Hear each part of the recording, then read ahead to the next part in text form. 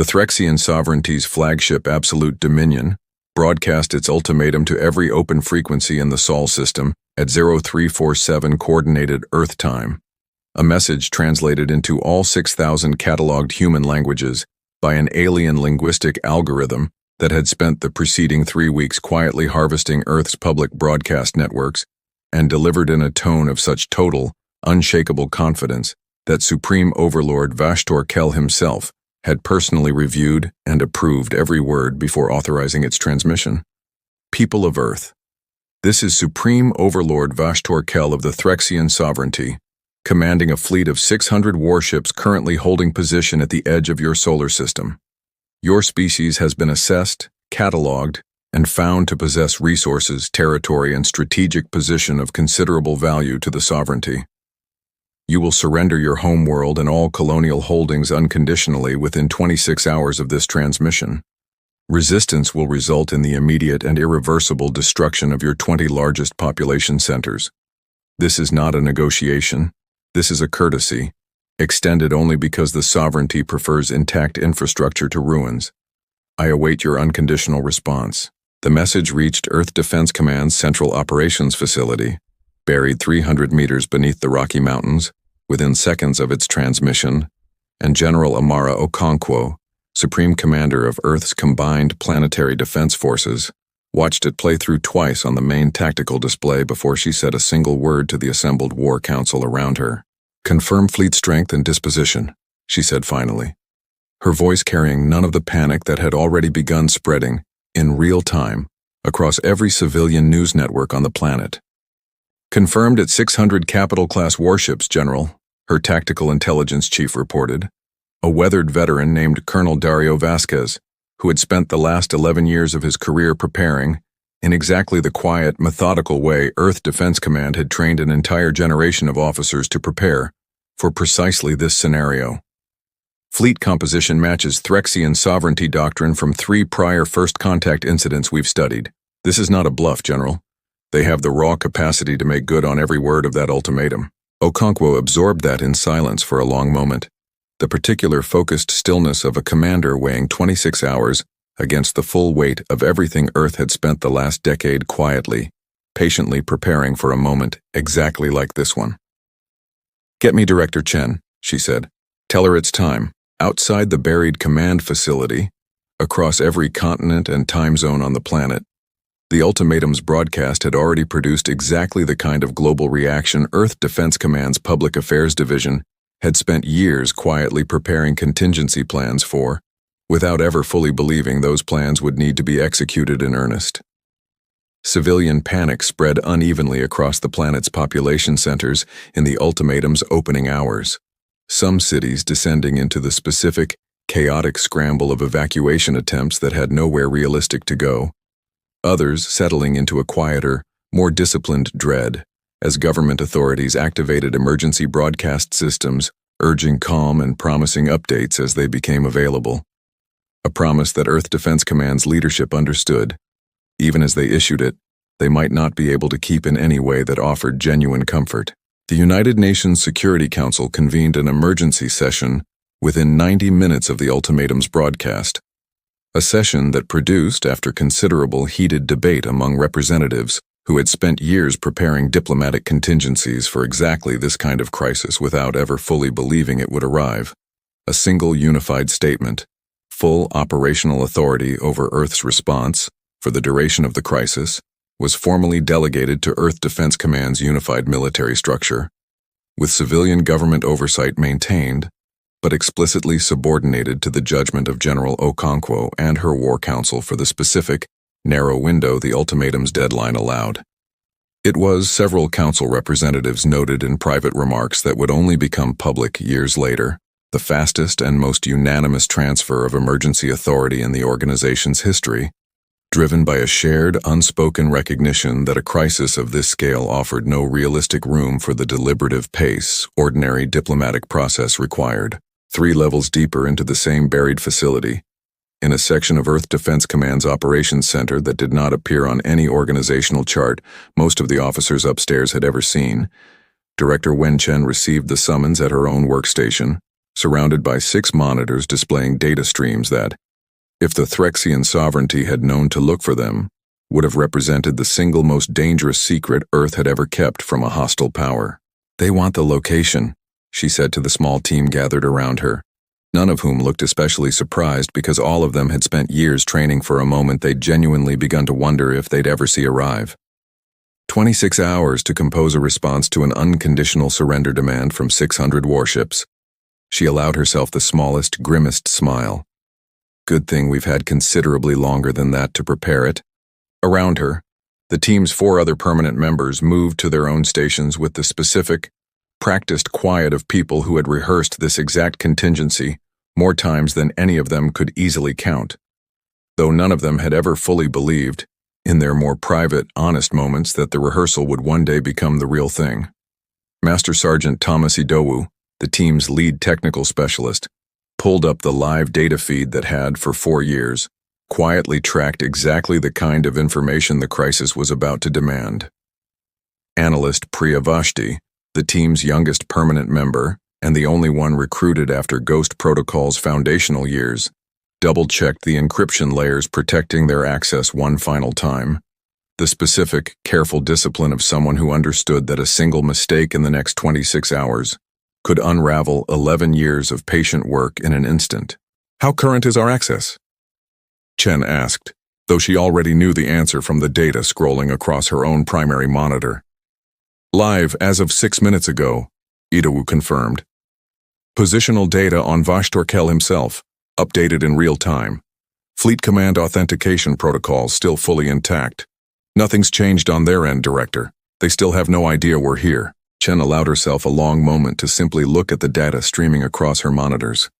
11 years of patient, invisible work, distilled into exactly the kind of leverage the War Council upstairs was about to discover existed. Then let's make sure General Okonkwo understands exactly what she's walking into, before this council makes any decisions about how to use it. This is the story of what Earth sent back, and what it cost the Threxian sovereignty to receive it. To understand why Director Wen Chen's small, deeply classified team had spent years preparing a response to an ultimatum nobody in Earth's public defense apparatus knew was coming, it was necessary to understand what had happened 11 years earlier, when Earth first learned, in the most unwelcome way possible, that it was not alone in the galaxy, and that not everyone who might eventually find it would arrive with peaceful intentions. A Threxian sovereignty scout vessel, conducting what its own mission logs would later reveal was a routine survey of unclaimed frontier systems, had entered Sol space 11 years earlier, without any expectation of finding an inhabited world, let alone one populated by a technologically capable, if still relatively young, spacefaring civilization. The encounter that followed had been brief, cautious, and largely uneventful by either side's later accounting. The Threxian scout had observed Earth's orbital infrastructure from a discrete distance for approximately 6 hours, recorded an extensive intelligence profile of humanity's visible military and industrial capacity, and departed without ever making direct contact, exactly the kind of careful, methodical reconnaissance the sovereignty's doctrine specified for any newly discovered, unconfirmed civilization. What the Threxian scout crew had not detected, because their own sensor suite had never been designed to look for it, was a much smaller, considerably more sophisticated human vessel that had shadowed their entire 6-hour survey from a distance their own instruments never registered as a genuine contact. A stealth reconnaissance craft belonging to a newly formed Earth Intelligence Division that had been established in the immediate aftermath of humanity's first confirmed detection of non-human technology 3 years earlier, specifically to prepare for exactly this kind of first contact scenario before it happened rather than scrambling to respond after the fact. Director Chen, then a junior signals intelligence officer barely 2 years into her career, had been aboard that shadow vessel, and the 6 hours she spent quietly recording every detail of the Threxian scout's sensor architecture, communications protocol, and encryption methodology would become, over the following decade, the foundational data set for a project that grew, year by year, into the single most consequential intelligence operation in Earth's short history as a spacefaring civilization. She remembered, even now over a decade later, the specific quality of tension that had filled her shadow vessel's cramped observation deck during those 6 hours. Not the dramatic, adrenaline-fueled tension of open conflict, but a quieter, more sustained kind, the particular strain of holding absolutely still and silent, while an alien vessel of unknown intent drifted close enough that a single sensor malfunction on either side could have turned a cautious reconnaissance mission into humanity's first contact incident. Under circumstances nobody aboard her ship was prepared to control. Her mission commander at the time, a since-retired officer named Captain Elena Reyes, had given her crew a single instruction before the encounter began, one that Chen would carry with her through every subsequent year of Ghost Protocol's development. We are not here to be seen, we are here to understand. Everything else can wait until we actually know what we're looking at. That instruction had become, in the years that followed, something closer to a founding philosophy for the entire project Chen eventually built. Ghost Protocol did not exist to provoke, to threaten, or even to prepare for a specific eventual confrontation in any narrow tactical sense. It existed in its earliest and most foundational form, simply to ensure that whatever eventually happened between Earth and whatever civilization that first scout vessel represented, humanity would face it with genuine understanding rather than desperate improvisation. We didn't know that first day what we were actually looking at, Chen would later explain. In a briefing delivered to Earth Defense Command's newly assembled War Council in the ultimatum's opening hours, a briefing most of the assembled generals were hearing for the first time despite the project's decade of quiet operation, beneath their own command structure. We knew we'd found evidence of an advanced, technologically capable civilization, and we knew, from the specific military architecture of their scout vessel, that this civilization organized itself along lines that suggested considerable experience with interstellar conflict. What we didn't know was whether they were hostile, indifferent, or something in between. So we made a decision, in that first year, that shaped everything that followed. We would find out everything we possibly could about them, as quietly as we possibly could, before we ever had to find out the hard way whether they meant us harm. That decision had produced over 11 years, an intelligence operation of a scope and patience that few institutions anywhere in Earth's history had ever successfully sustained. A small, deeply compartmentalized division that had spent a decade methodically reverse engineering, infiltrating, and ultimately compromising Threxian sovereignty communications and command infrastructure across every subsequent contact, direct or indirect, that Earth's expanding sensor network managed to detect. It was, in the specific unglamorous language Chen preferred when describing her own team's work, 11 years of very patient, very boring signals intelligence work that nobody outside this room was ever supposed to need to know about. The project's early years had been, by Chen's own later account, considerably more precarious than the eventual, confident briefing she delivered to the War Council might have suggested. Ghost Protocol's founding team of 5 had operated for its first 3 years with no guaranteed institutional funding beyond a small, easily deniable research budget buried within a much larger signals intelligence program, a deliberate structural choice that Colonel Deschmuke had insisted upon specifically to protect the project from the kind of political scrutiny that might have pressured it toward premature, riskier operations before its foundational access was secure enough to withstand them. Chen remembered, from those early years, entire months spent simply cataloging and cross-referencing fragments of Threxian communications protocol, recovered from that first 6-hour observation, building, byte by careful byte, an understanding of an alien communications architecture that had no existing translation framework, no prior human research to draw upon, and no guarantee that the painstaking work would ever produce anything more useful than an academic curiosity. There were years, she admitted to the War Council, in a moment of unusual candor that surprised even her own team, when I genuinely wondered whether we were building something that would matter or simply becoming very good at understanding a threat that might never actually arrive. I want this council to understand that Ghost Protocol's success was never guaranteed. It required years of sustained institutional faith from people who could have redirected those resources toward more immediately useful projects, and it required a team willing to accept that most of their careers might pass without ever seeing the payoff their work was ultimately built toward. I am deeply, personally grateful that General Okonkwo's predecessor understood the value of that kind of patient investment, because without that early institutional faith, none of what I'm about to show this council would exist at all. General Okonkwo, hearing the full scope of the project laid out for the first time in the ultimatum's opening hours, allowed herself a single question that carried the weight of every officer in the room's shared disbelief.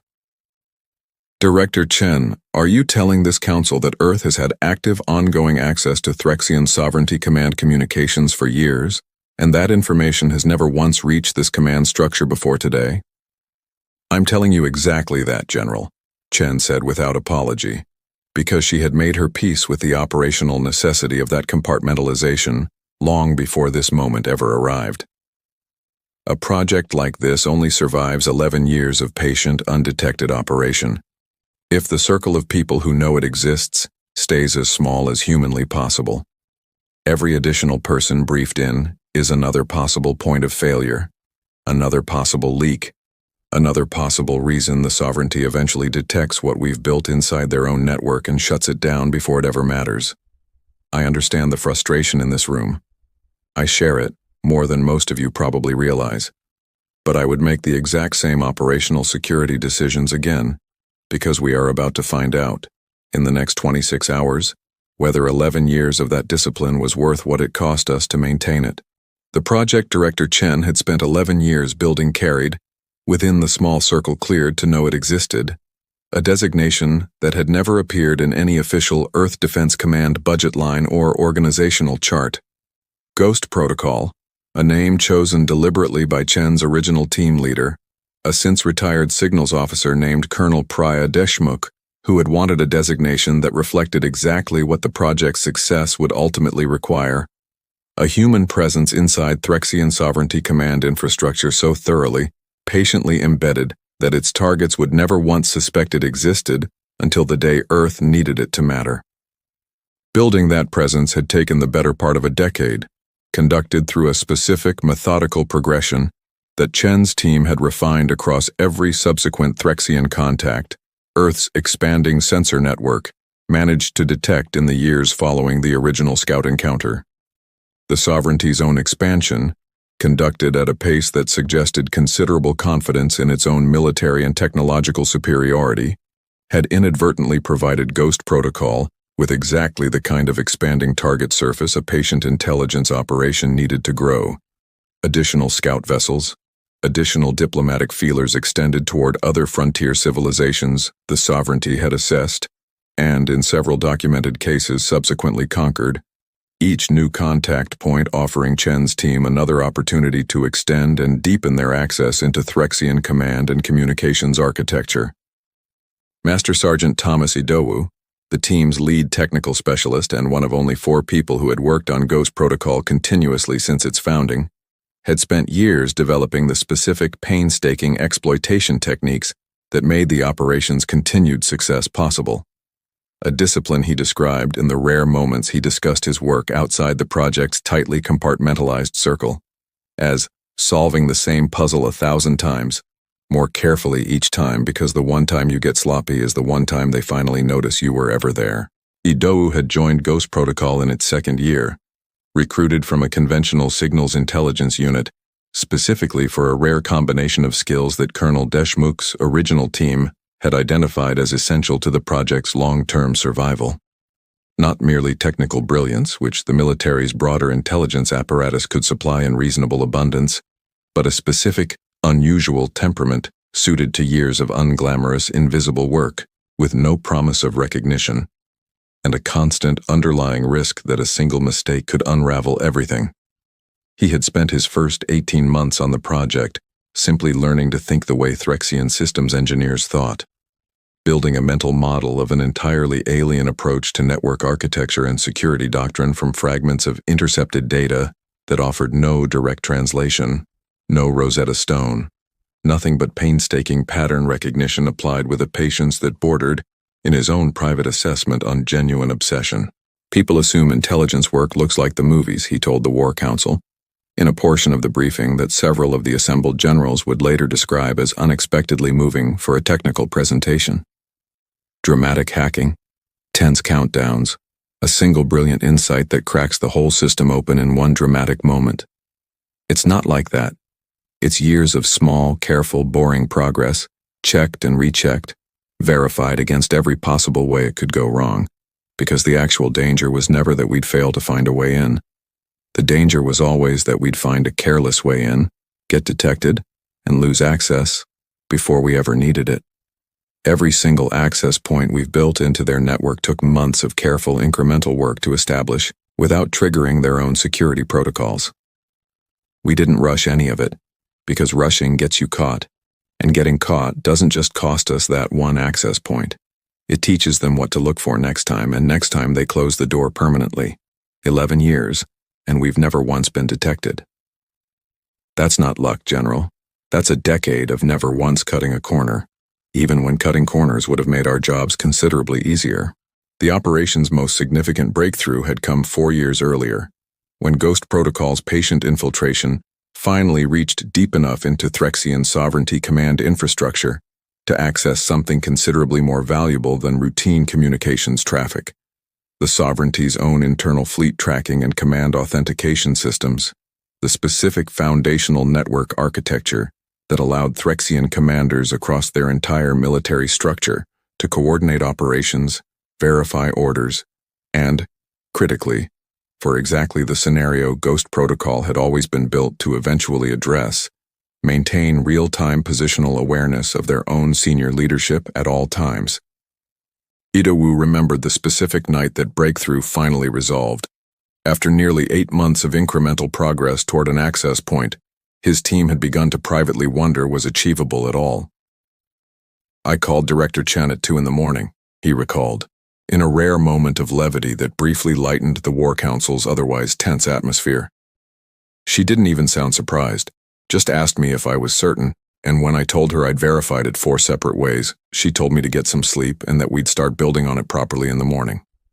That's the whole culture of this project in one conversation. No celebration, no fanfare. Just verify it, protect it, and start thinking carefully about how to use it responsibly when the day finally came. Chen had understood, the moment her team confirmed that access, exactly what it represented, not merely intelligence, but leverage of a kind few civilizations in galactic history had ever managed to secure against a hostile power vastly superior in raw military capacity. If the sovereignty ever moved against Earth directly, Chen's team would not merely know it was coming. They would know, in real time, exactly where the fleet's command structure was located at every moment of the engagement, down to the specific compartment aboard the specific vessel where the sovereignty's most senior commander happened to be standing. We built this for exactly one purpose, she told the War Council in the ultimatum's opening hours, her voice carrying the specific, hard-won weight of 11 years of patient preparation finally arriving at the moment it had always been built for. Not to win a war Earth cannot yet win through conventional military strength. To make sure that whenever the sovereignty finally decided we were worth conquering, they would learn, in the clearest possible terms, exactly how thoroughly they had underestimated us before they ever committed to that decision. General Okonkwo studied the tactical implications of what Chen was describing, with the specific focused intensity of a commander recalculating an entire strategic picture in real time. You're saying we know right now exactly where Supreme Overlord Vashtorkel is standing aboard his own flagship. I'm saying exactly that, General, Chen confirmed. Down to the specific compartment, updated in real time, with a confidence interval considerably higher than anything their own security apparatus believes is possible for an outside power to achieve. The question in front of this council isn't whether we have that information. It's what Earth's answer to an unconditional surrender demand looks like, once we decide exactly how to use it. The debate that followed, conducted across nearly 4 of the 26 hours the ultimatum had allotted, revealed exactly how difficult it was for even Earth's most senior military leadership to fully internalize the strategic weight of what Ghost Protocol had actually built, and how many fundamentally different ways that weight could be used to answer a demand for unconditional surrender. General Marcus Reyes, commander of Earth's orbital defense platforms and the War Council's most consistently aggressive voice, argued for the most direct possible application of Ghost Protocol's access. A coordinated strike, using Earth's limited but genuine orbital weapons capability, timed precisely to Chen's real-time positional data, to eliminate Supreme Overlord Vashtor Kell before the ultimatum's deadline ever expired. "We have a window most defending civilizations never get," he told the Council. "A confirmed location on their Supreme Commander updated in real time, and 22 remaining hours to act on it. Decapitate their command structure before this becomes a war of attrition. Earth cannot realistically win through conventional force alone." Reyes had built his own career on a specific, hard-won conviction that decisive action, taken at the first genuine opportunity, mattered more than caution born from uncertainty about consequences that could never be fully predicted in advance. He had commanded Earth's orbital defense network through 2 prior close encounters with unconfirmed hostile vessels in the years since first contact, and both experiences had left him with a deep, personal skepticism toward strategies built around patience and restraint, when a decisive alternative was genuinely available. "I understand the argument for restraint," he told the Council, pressing his case with the specific intensity of a commander who had spent years preparing for exactly this kind of crisis, and did not intend to see the moment wasted on caution. "But I would remind this Council that we are discussing 600 warships currently positioned to destroy Earth's 20 largest cities within 22 hours, if this Council fails to act decisively. This is not a moment for elegant, measured demonstrations of restraint. This is a moment for using every advantage we have, fully, while we still have the chance to use it." Chen pushed back against that proposal with a specific, careful precision that reflected years of thinking through exactly this scenario, long before the Council ever convened to debate it. "General Reyes, I understand the appeal of that option, and I want to be clear that we built Ghost Protocol specifically to make it possible if this Council ultimately decides it's necessary. But I'd ask the Council to consider the second-order consequences before committing to it. The Threxian sovereignty is not a single point of failure military structure. Killing Vashtor Kell doesn't end this invasion. It removes whatever restraint his own command style has imposed on his fleet's rules of engagement, and it confirms beyond any doubt that Earth possesses exactly the kind of infiltration capability that would justify the sovereignty treating us as a threat worth annihilating rather than merely conquering. We'd be trading a chance at deterrence for a certainty of escalation." Admiral Yuki Halverson, commander of Earth's still modest but genuine deep space naval capacity, offered the Council's second major proposal, built around a considerably more patient application of the same underlying leverage. "What if the goal isn't decapitation but demonstration? We don't need to kill their Supreme Overlord to prove we could. We simply need to prove beyond any reasonable doubt that we already know exactly where he is at all times, with a precision their own security apparatus insists is impossible. Let him draw his own conclusions about what that capability means for every calculation he's made about this invasion's actual risk profile." Halverson had commanded Earth's deep space fleet through its still limited, but steadily expanding operational history, and her own experience negotiating cautious, non-hostile encounters with 2 smaller frontier civilizations in the years since first contact had taught her a specific, hard-won lesson about the strategic value of demonstrated restraint that she now pressed upon the Council with the full weight of her own operational credibility. "I've watched 2 separate civilizations reassess their entire posture toward Earth, not because we showed them overwhelming force, but because we showed them capability we chose not to use against them when we clearly could have. That kind of demonstration builds a specific kind of respect that raw aggression never quite manages, because it tells the other side something true and considerably more unsettling than a simple show of strength. That we are disciplined enough to hold real power in reserve, and that the discipline itself is a form of strength they now have to account for in every future calculation they make about us." Colonel Vasquez, who had said little through the Council's opening deliberations, offered a final consideration that ultimately proved decisive in shaping the Council's eventual direction.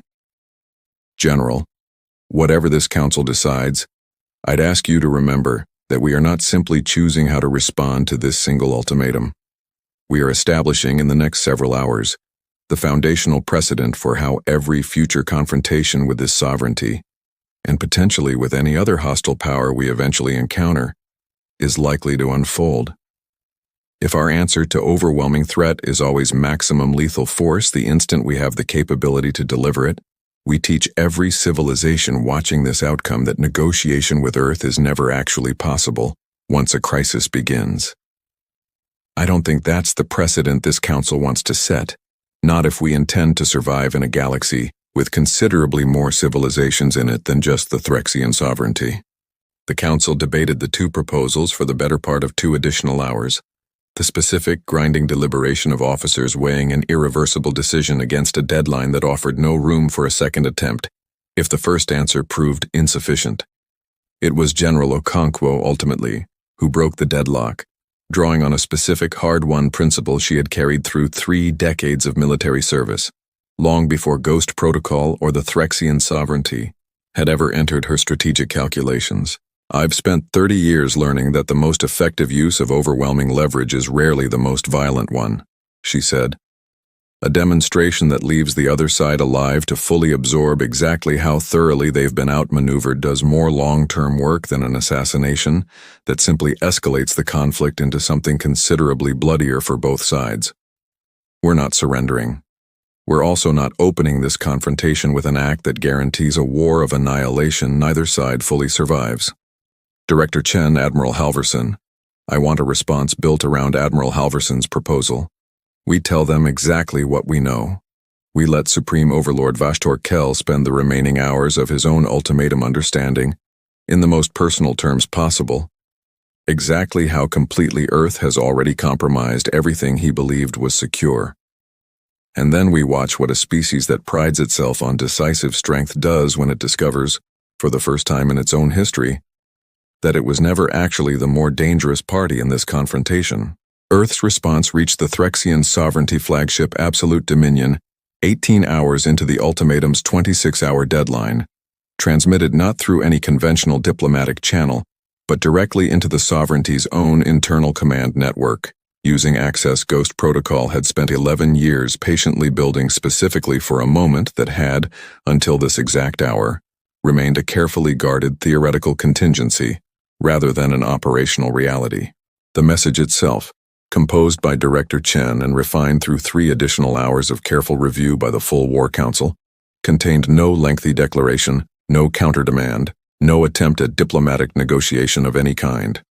It contained a single set of coordinates, rendered in the sovereignty's own internal fleet positioning format, and a brief text message appended beneath them, delivered in Threxian standard, with a precision that Chen's linguistic specialists had spent considerable effort ensuring carried exactly the specific, understated confidence the War Council intended. Supreme Overlord Vashtor Kell, Deck 7, Compartment 11, Aft Observation Lounge, Absolute Dominion.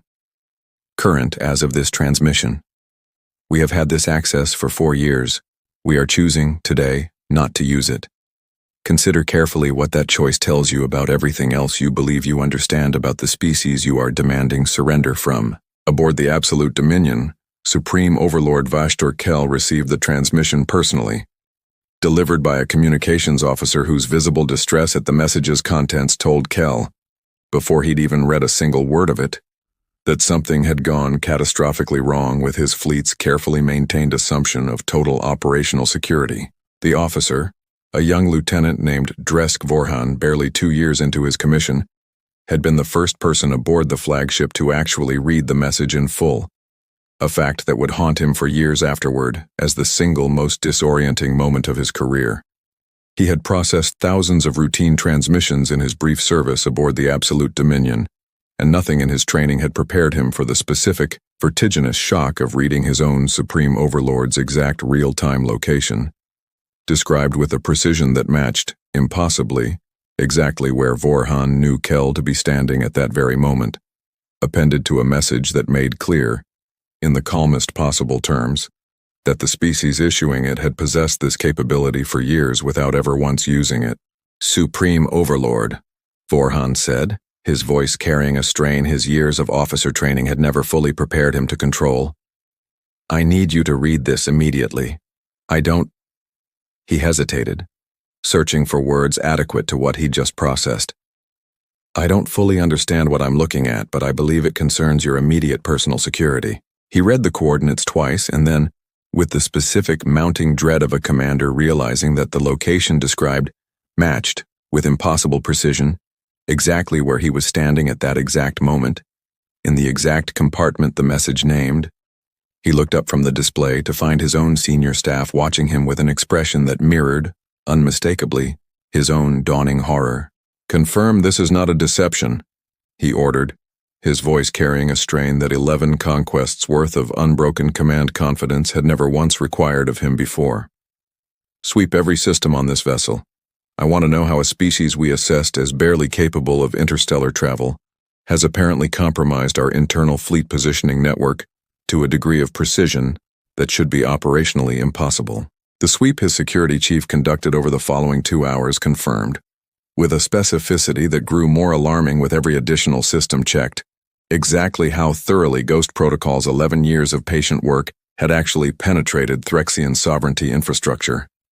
It was not merely the fleet positioning network.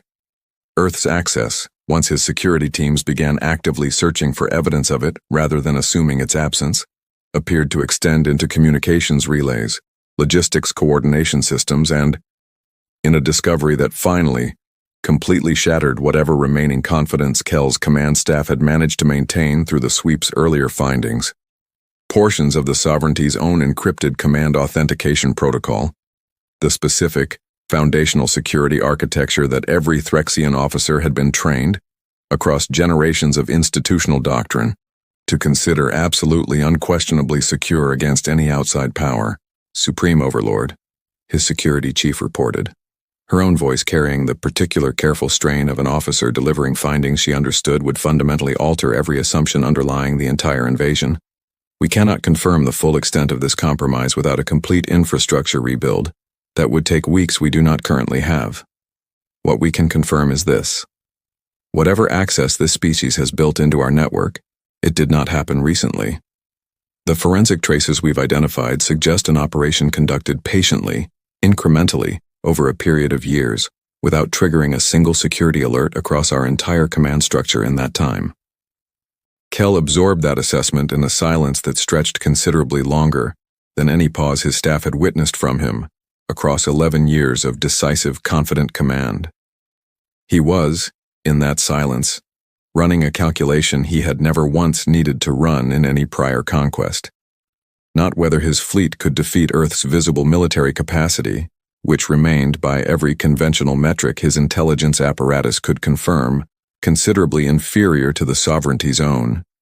He was calculating instead exactly how much of his own fleet's operational security had already been compromised before this invasion ever began, and exactly what that compromise might mean for capabilities Earth had chosen so far not to reveal at all.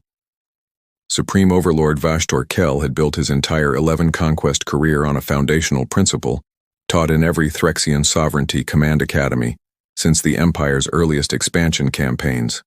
That decisive military action, undertaken from a position of overwhelming, thoroughly confirmed strength, represented the only reliable path to conquest, and that any commander who allowed uncertainty about an opponent's true capability to delay or soften that decisiveness had already functionally lost the engagement before it began. Earth's transmission had introduced exactly the kind of uncertainty that 11 years of successful doctrine had trained him to treat as an existential threat to his own command effectiveness, and the 6 hours following its receipt saw Kel's command staff cycle through a specific escalating series of contingency proposals that reflected, with increasing clarity, exactly how thoroughly the single message had destabilized their entire strategic calculus.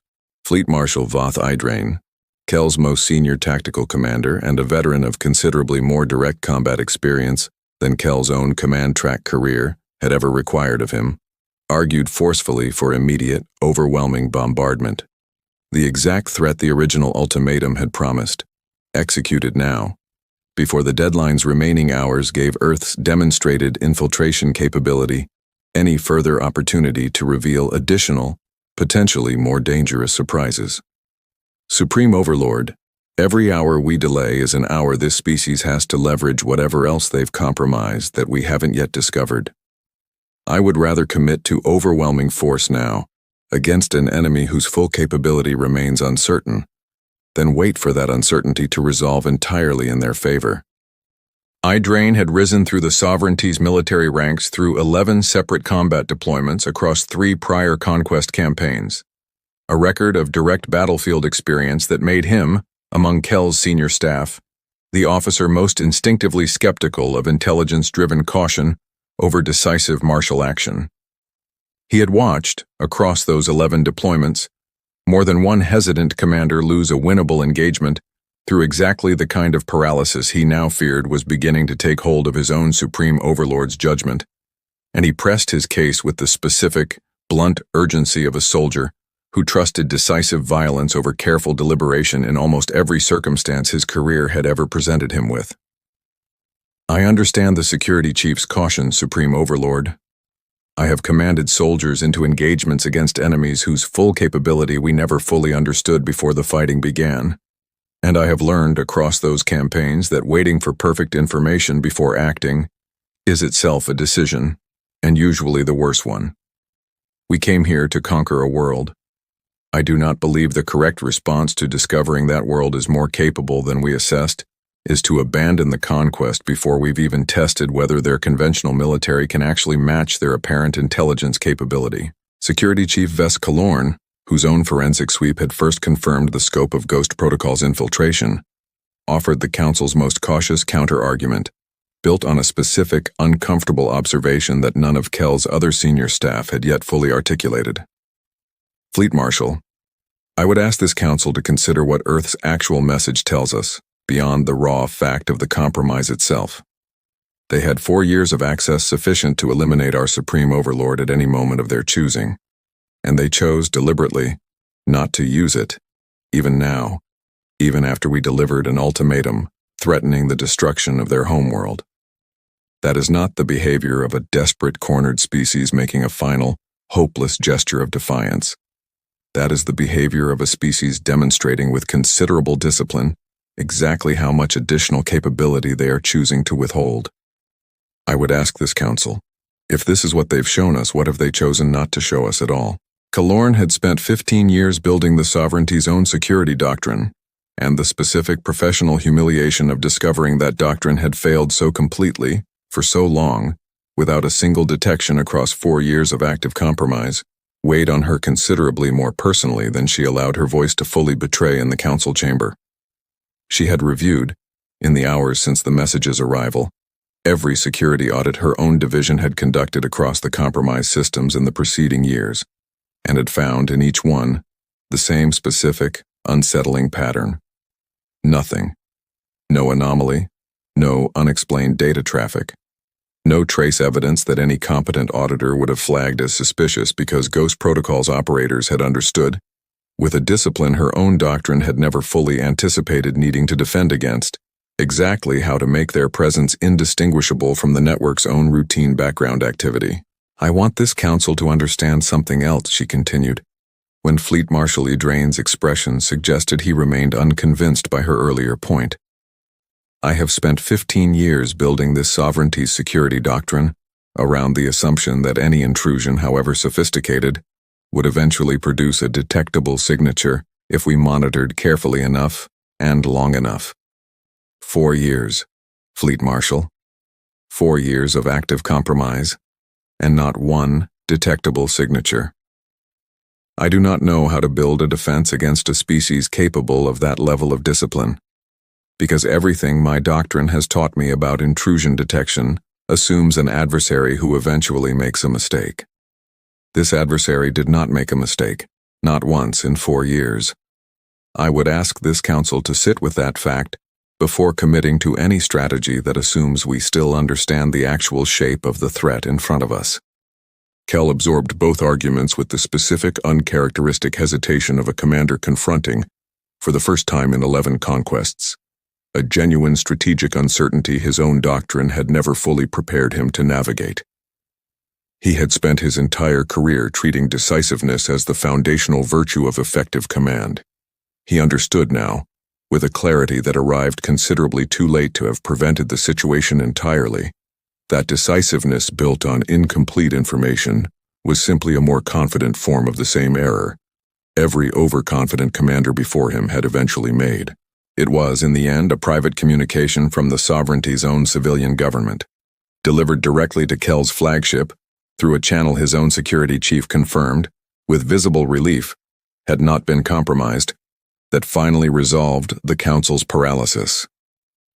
The sovereignty's ruling council, informed of the scope of Ghost Protocol's infiltration through Kel's own emergency report, ordered an immediate suspension of the invasion's bombardment threat, pending a full strategic reassessment, a decision that Kel, for the first time in his career, received not as an infringement on his own command authority, but as a genuine, welcome relief from a decision he had begun to suspect he was no longer equipped to make alone.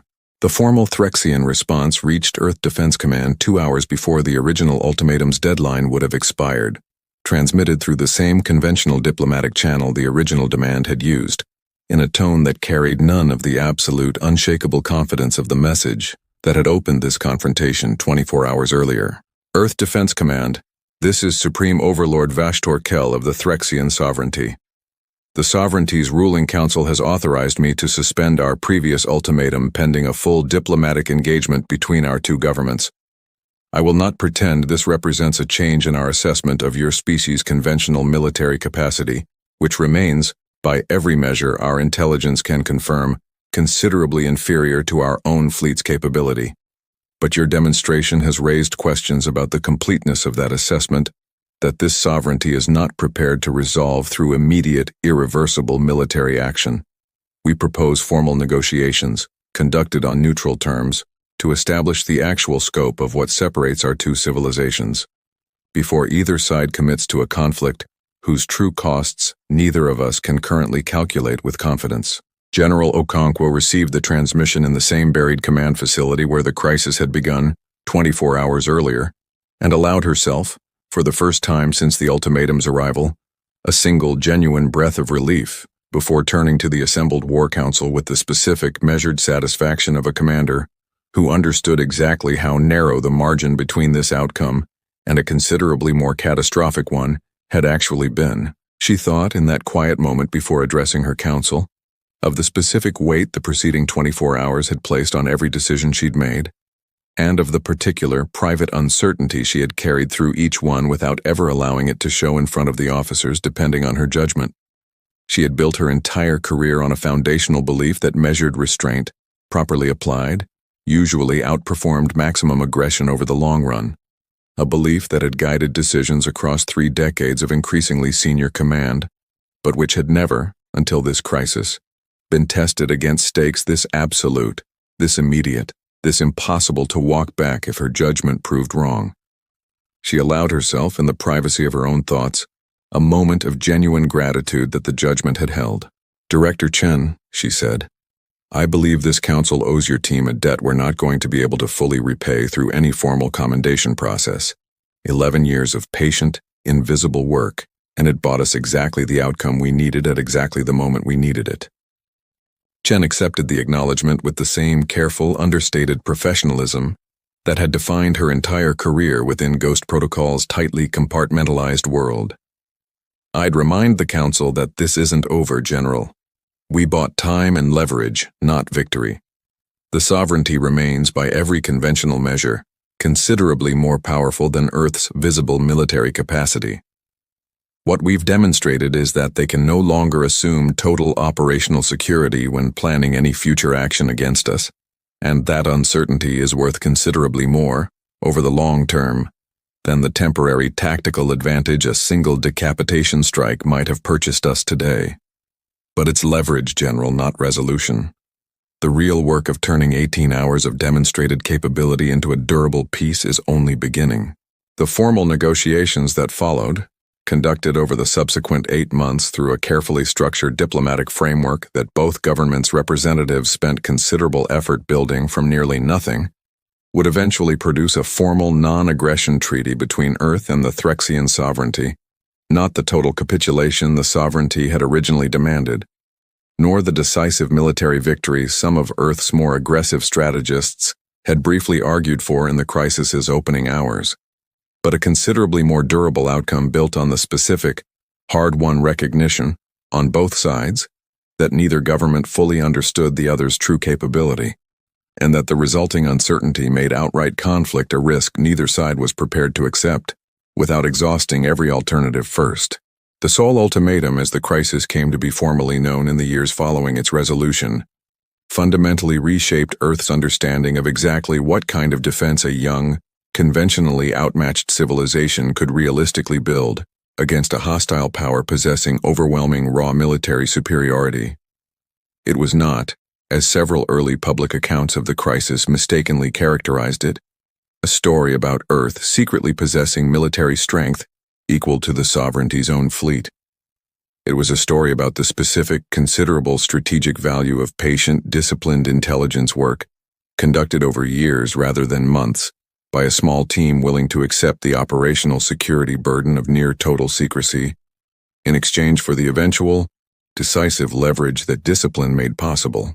Director Wen Chen remained at the head of what would eventually become, in the years following the crisis's public disclosure, Earth Defense Command's formally acknowledged Strategic Intelligence Division, considerably larger now than the small, deeply compartmentalized team that had built Ghost Protocol across 11 years of near-total secrecy, but built, at Chen's own explicit insistence, around the same foundational principles that had made the original project's success possible.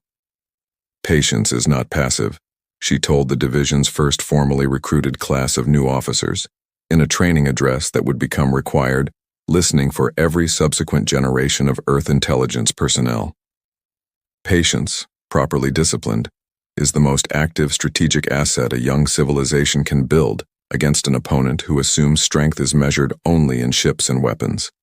We proved that once, when it mattered more than anything else we'd ever built.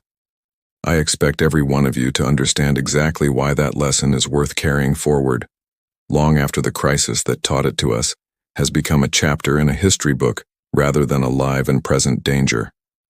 Master Sergeant Thomas Idowu, whose years of painstaking technical work had built much of Ghost Protocol's actual infiltration architecture, continued leading the division's technical operations for another decade following the crisis, training a new generation of specialists in the same specific unglamorous discipline that had made the original project's success possible. He gave in his own retirement address years later a piece of advice that colleagues would repeat for years afterward as a kind of informal institutional creed. Every access point we ever built took months of careful work and years of never once getting sloppy. The lesson isn't that patience eventually pays off. Plenty of patient efforts fail for reasons that have nothing to do with discipline. The lesson is that patience is the only strategy available to a civilization that can't yet win through raw strength, and pretending otherwise just gets people killed faster than the patient approach would have. He kept, throughout his years leading the division's technical operations, a specific personal habit that his successors would eventually adopt as a small, informal tradition within the office.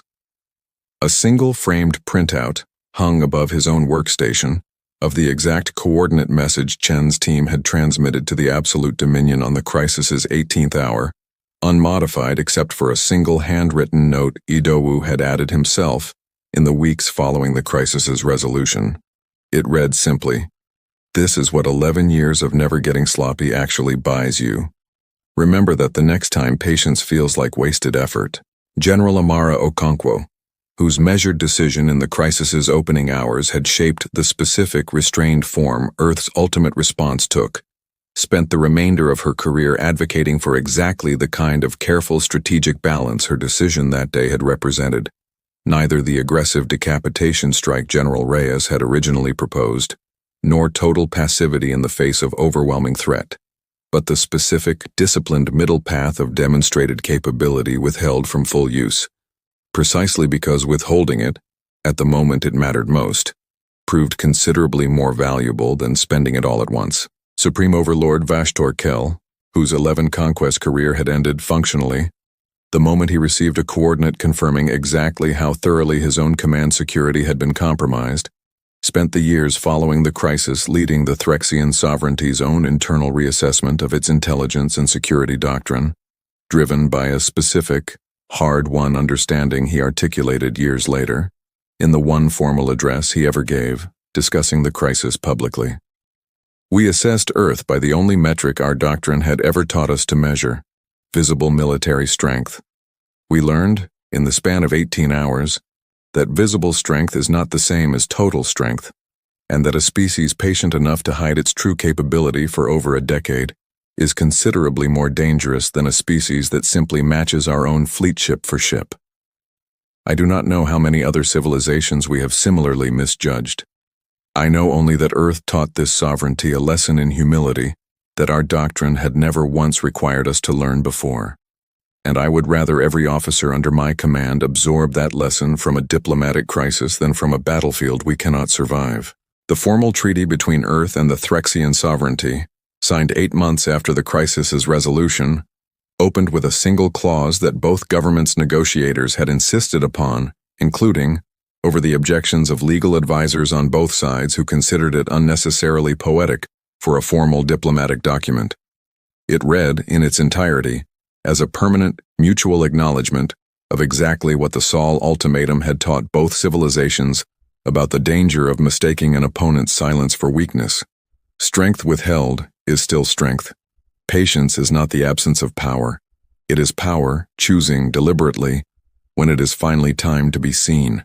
The 8 months of negotiation that produced that treaty were, by every account of the diplomats who conducted them, considerably more difficult than the crisis's dramatic opening hours might have suggested to outside observers.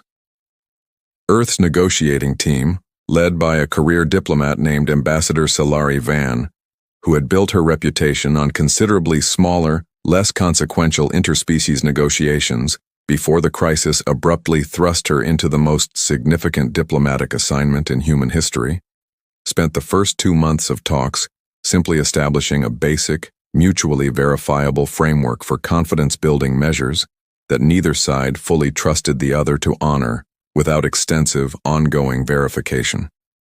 The Threxian delegation, for its part, arrived at each negotiating session with a specific wary formality that reflected unmistakably the institutional trauma of an empire confronting, for the first time in its long history of successful conquest, a species it could not simply outpower its way past.